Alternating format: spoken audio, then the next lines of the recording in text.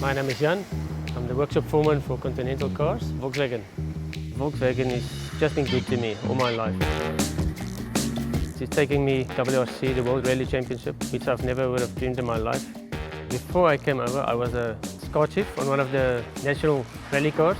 So I was responsible for running a crew of 4 people. We had about 10 events per year.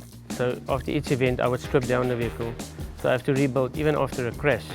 I have to get that car ready in 3 weeks. And if things go wrong there, then you work right through the night to get that car ready for the race. I'm a perfectionist because I'm so used to, on the rally cars, you have to have everything perfect. If you have a wire touching a braided hose, you're out of the rally. So you must make sure every single thing is tight.